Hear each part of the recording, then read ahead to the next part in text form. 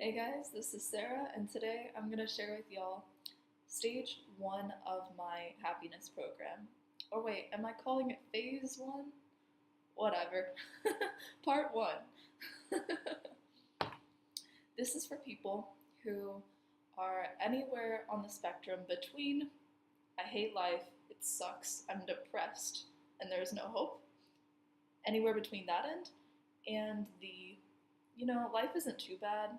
I've sort of got it handled, but I'm just not happy right now and I don't know why and I want something to change.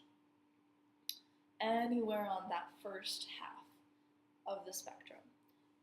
This is for you. This is stage one. And just so you know, this has been put together from my own experience and how I got from one end of the spectrum all the way up. And this is also a lot of knowledge that's been given to me by my mentors and people that told me what would make me happy. So this isn't original at all, but they're ideas that were really helpful for me, and I hope that me laying them out this way can help y'all. So, first thing you want to do is you're going to want to develop some friendships. You're going to want to get people that you can trust to talk to, and you're going to want to make some new friends that you maybe didn't have before. And this is challenging, I know. I apologize, guys. I'm a little sick right now. Just bear with me.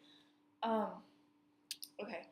So you're gonna want to make some friends that you can trust and you can talk to, because that really, really changes your perspective. You start to see yourself differently.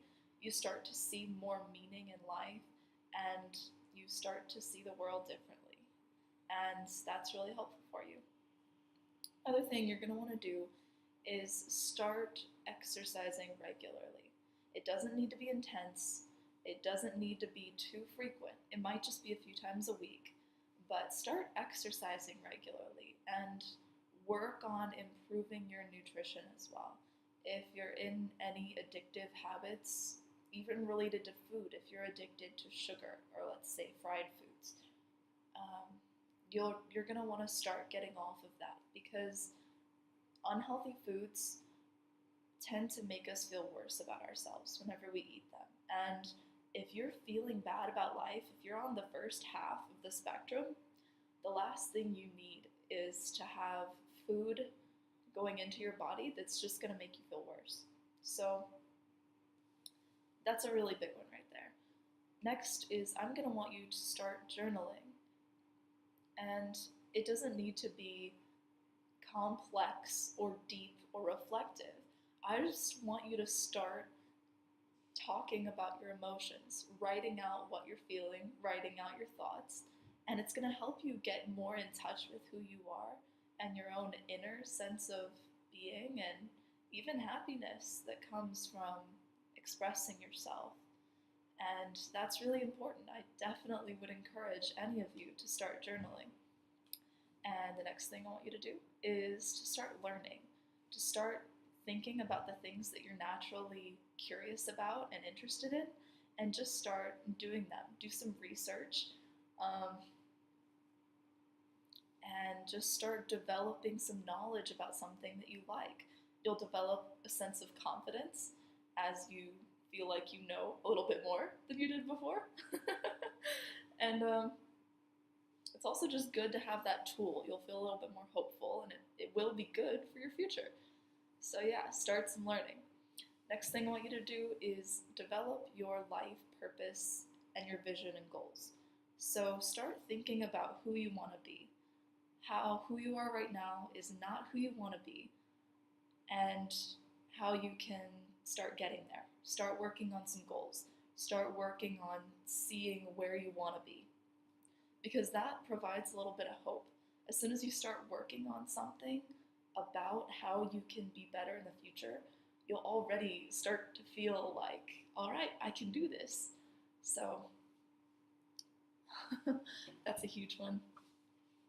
Another thing you want to do is kindness. Being kind to people in the smallest of ways will make you feel better, especially if you're at the very, very low end of the spectrum. Doing something kind for somebody else will change how you feel, will change how you see the world. And I want you to start doing that as much as you can. I understand that sometimes it's hard, we don't know how to, and we feel really resistant to helping people because you have to put yourself out there a little bit, but it's really worth it. Every time you do something kind for someone, you realize that you're glad you did. Um, and the last thing that I would recommend for phase one is to develop some hobbies. Like, find some things you enjoy doing, and even if it means putting yourself out there and going out to different organizations or events or clubs or whatever types of groups you're joining, um, do it. This will also go into the making more friends kind of thing, because you'll definitely do that.